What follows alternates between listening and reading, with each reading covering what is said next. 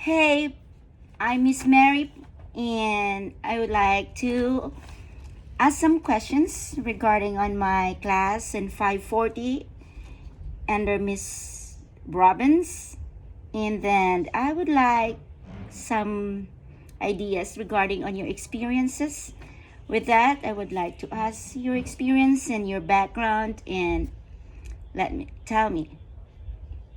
Hey there, my name is Portia Jurado. I'm an international teacher from Philippines. When I was in the Philippines, I was able to experience regular classes for 18 years. That's from grades 1 to grade 6. When I have had my experiences here in the United States as an international teacher, I was able to teach kindergarten for 6 years. That's a special ed, self-contained class. And now this is my fifth year in high school, still self-contained with kids or students with profound and severe disabilities. In my class now, I have 6 students um, with 3 assistant teachers. This is my 20th year in the teaching profession. Wow, glad to know about that, Miss Portia. And I am fortunate enough to have you tonight. And I have some series of questions. I hope you can help us and enlighten our minds to go on with these professions as a teachers later on in our lives. What do you think what instructional methods do you use when introducing and teaching a new concept in literacy? It could be in the first grader to K8 or until K12. First and foremost, it's always a pleasure to have shared with you today my experiences in the classroom. And to answer your questions, basing from my experiences in the regular class, from kindergarten with special needs up to the high school now, when it comes to instructional methods, it's always the read aloud among the 9 basic components of reading workshop that has always been very effective in my class, especially now in my self-contained. Read alouds, I always have that plan to invite readers ranging from custodians, librarians, regular ed teachers to the principals. So then that would give a variety of fun and styles in read alouds. And my students are very, very happy every time they have invited kids, read alouds, readers coming to my class. Oh, that's awesome, Miss Portia. And does your model include direct instructions, guided practice, and independent work? Very much. It always circulates in my class. Direct instruction, especially now in my in my population.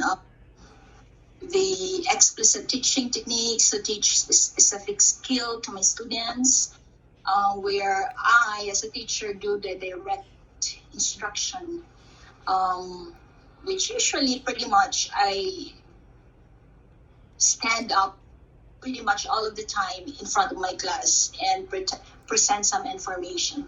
Guided practice, well, I have to show the task first to my students, and then my students do the task with guidance from me.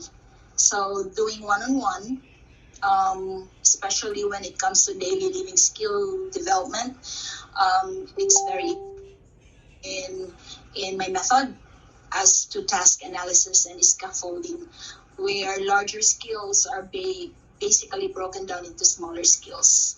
Well, And okay. one is the independent learning. It's where I see students where they can work mostly in their independence with minimal direction from myself. Okay, that's awesome. So you have said a while ago the guided practice. So you have to demonstrate, you have to model to the students the activity before they will do it by themselves. Am I right? Yes, So do you think so the I do, we do, and you do methods is applicable in this kind of instructions? very, very much applicable, especially in my kind of population where they really are very dependent on me as a teacher. Kids with profound and severe disabilities would thrive on me showing first, I do first, and then they do first, and then it involves the whole class doing everything. You know, seeing from one classmate to another, doing each of their level, Oh, and so would help them, um, learn something from each other. oh, so there is a collaborations of your students to work each other. That is my goal for each student of mine to learn from other students, and that would also, increase their creativity. Yeah, that's awesome. Well, what strategies do you use to create class interactions and discussions? Um, Realistically, in my second game class, when it comes to a small group discussion, because of their ability to learn, I was able to make goals and objectives where they would use assistive technology gadgets or devices, and they would use speech communication devices to answer yes no questions during read aloud sessions or one-on-one instruction.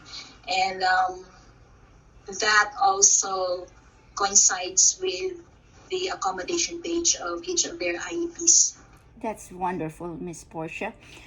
Thank you. Can you give one or two examples of how you differentiate for your students, the activities for your students?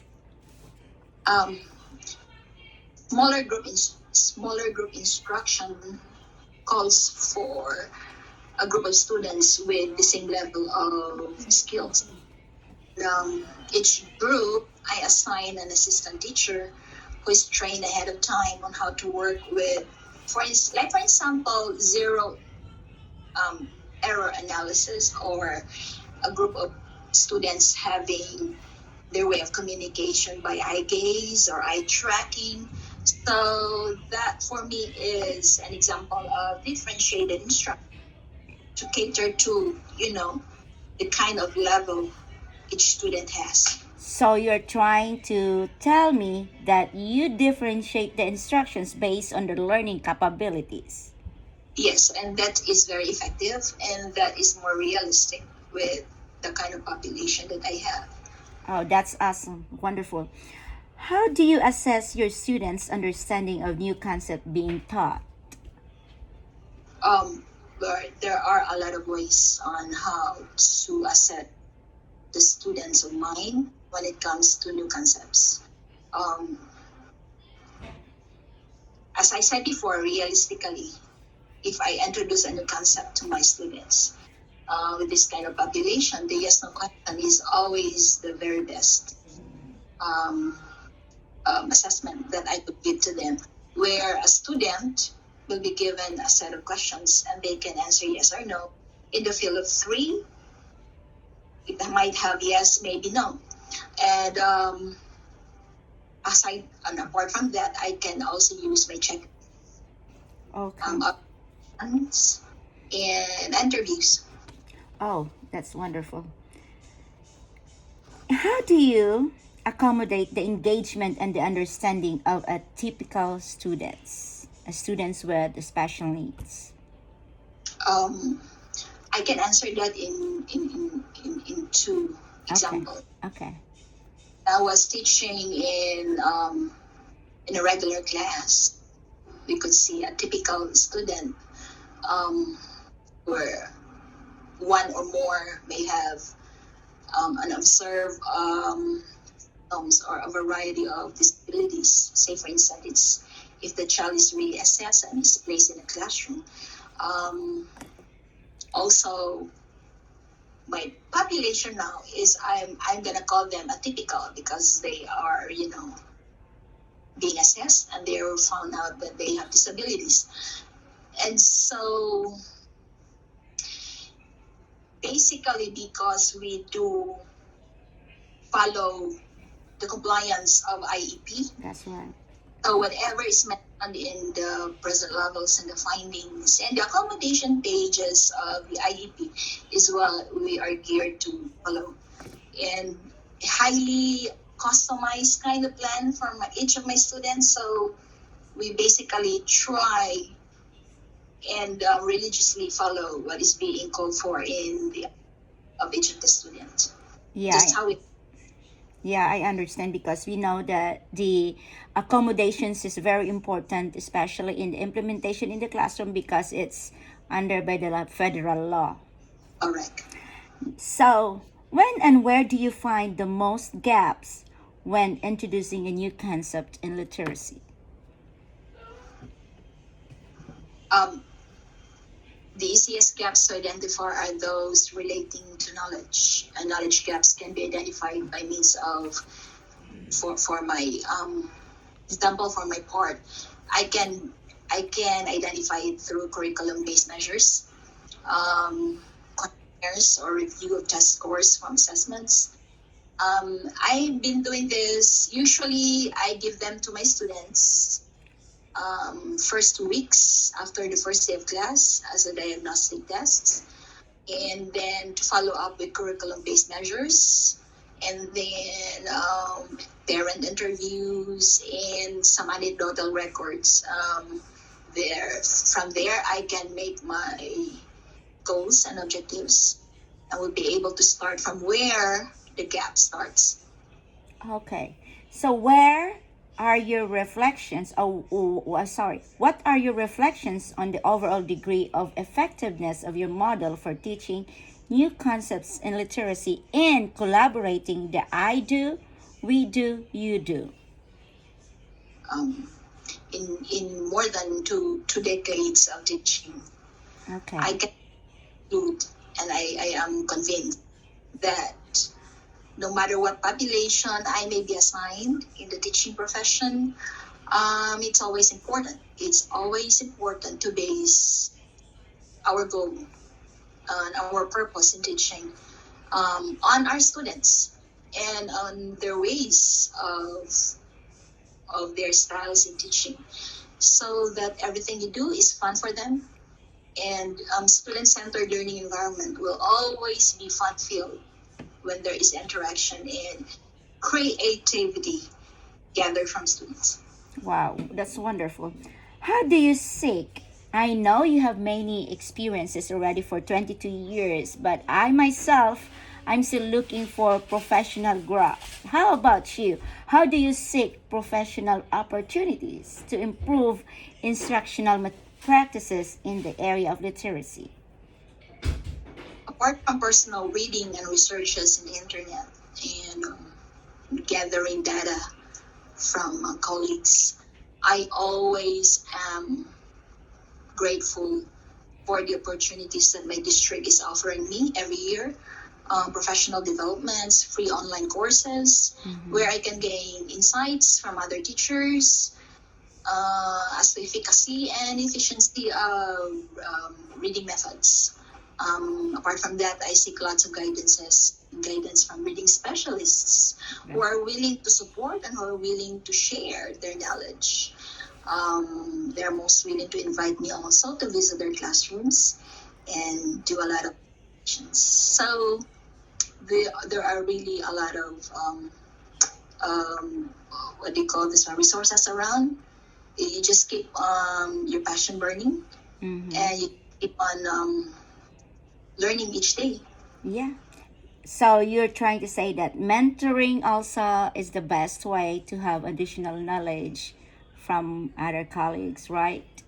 It's always base your knowledge from experienced people around you, and that's the best way you can gain concrete examples of effective and efficient reading methods. Yeah, I do believe because they said experience is the best teacher.